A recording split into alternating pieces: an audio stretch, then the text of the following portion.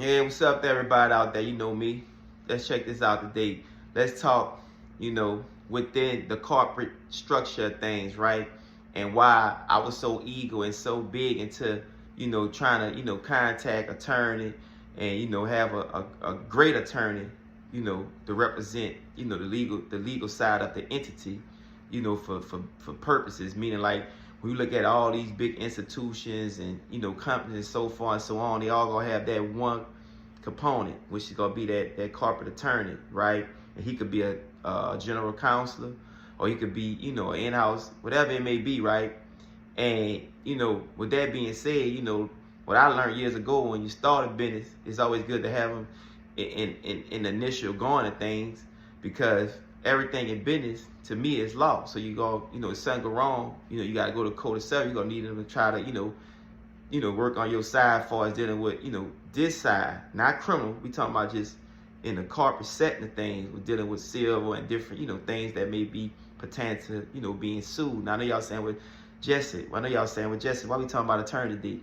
Well, for me, that was my power. That was one of my power, you know what I'm saying? Because by me being involved with, dealing with, acquisitions and, different investment structures, like dealing with, assets management and things like that. When I'm sitting down talking to a potential prospect, or I'm trying to raise funding for a startup, most cases, these people only too much do business for as, funding your company, without having some type of, legal defense guy that's going to stand up and do certain things. So, I mean, in most cases, the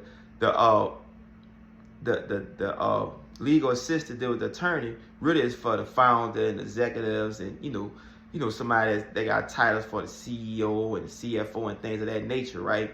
Now we get down the chain, to the maybe the sales reps and all them.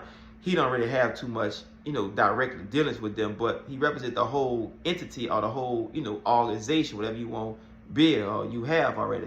So what happens is also when you're dealing with attorneys, you know what I'm saying, they have, great relationships with other people that might, be interested in, partner up with you, maybe looking at fund something that you're trying to do, because they're in the middle of everything. But, for me, I'm looking for a specific type of attorney. I'll take, one that's just, general, but I need to know you specialize. One is securities, dealing with, equity financing and things of that nature. But the one of the main key components I loved about the idea of having that is because when you sit down with an attorney and you know what and he ain't got to babysit you, what happens is, you automatically should be looking for what? Attorney-client privileges. And what that do is, that puts you in a setting where when you and him discuss anything, he can't release that information to nobody, not even the government, not even your top-notch, so-called FBI agent, all these people, to a certain extent, because that's one of the oldest things that was derived from the Constitution, right? So what's so powerful about that? When you hire an attorney, the attorney gonna hire CPA, right, and everything that's down that ladder, right? So now when any type of IRS try to approach you, you can always let them know, I don't manage my books, I don't deal with this, and certain codes, I grant you my name on, special deposit. They wire it up so they know that they have no jurisdiction to keep talking to you. But when you start trying to implement that you do this and own operator, that's why they come down on a lot of owner operators versus big companies. It's a group of people, so they got to go at the right person that's maybe be responsible for the books, right? And a lot of times you meet certain CEOs, they don't know a lot of answers. They don't want to tell you. That's why they got a CFO that's going to answer certain questions pertaining to finance. That's why they got other assistants, and you got the treasurer, the secretary, and the list go on. You dealing with the the different title heads that they have inside of these entities, right? So what is a corporation, right? Well, we're talking about that right now. That was the first intro into the free course that I'm giving you, right? So what had given me confirmation, I had met a guy, and he said, he was, doing fade time, whatever, and the fade was mad at him because he had beat him, over 25 years ago. Where he had given me the secret sauce directly. Now it was a secret. He was just saying like how he beat the fade back then. He said his attorney, one that had, orchestrated, the CPA and all the rest of the guys that's responsible for the books, etc. Well, that was only because he got client privilege. And when he told me that, I said, Exactly. Because when I get shit from 2-3 different sources. So one other information was confirming it, and I was already big at contacting attorneys trying to get them work for me to actually, assemble some things for me and things of that nature. So the message I'm telling you, don't sleep on attorneys. Don't think you know it all, you can do it all, you don't need an attorney for your business. We're not talking about any type of criminal case that I'm not recommending nobody get no attorney for anything dealing with criminal. I'm just talking about on the corporate side, dealing with your business. If you into assets management like me, dealing with investments and different things, you're gonna need a security attorney, right? And I was in touch, at one time on my bid.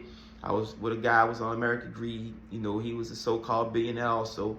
And I asked him, Mr. Ed, what would you do if you first got out of prison? I first asked him what type of person I need to set up this type of structure, the title. And I said, not the guys around here.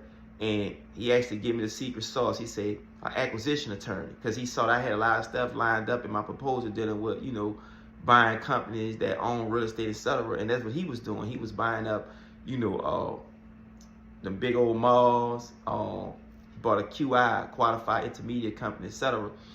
And the first thing I want to know, what would you do if you got out today? Where would you start? And that's when you gotta start asking people that's way up on the top of the ladder. If they lost everything, what would they do? Most would tell you, I would first get with my attorney, etc., and get me a structure back in place. And I would start going with my strategies and so far and so on. Because why? That's how you build a team with the legal assistants, with the rest of the professionals and experts, right? And that what holds me up sometimes, because having an attorney, not just on speed by that's paid as a detainer, and he's getting that guap from you or whatever. I mean, if you listen to the same, I would try to do way back. I would try to hire the guy Kevin Thompson that was representing Herbalife, right? If he represented $1 billion company, I contacted. He wanted X amount of dollars for me to sit down with him, but my timing wasn't right, and it just amazed me that this same formula is what Method P explained to people when he contacted Michael Jackson attorney, right? And I gotta tell you the details what he said on one of the videos. So that's just the power of having an attorney, man. People run around and hire everything but the attorney. The attorney represents the company. He could be the person that could speak on the behalf of you and the team, not just you trying to have all the legal battles or try to deal with investors. You start dealing with certain partners, they gonna be having their legal team that's gonna be talking with you or your legal team. If you don't have it, you don't have a proper administrative process going on. So with that being said, I'm out. Peace and love to everyone out there that's prospering. Ha ha.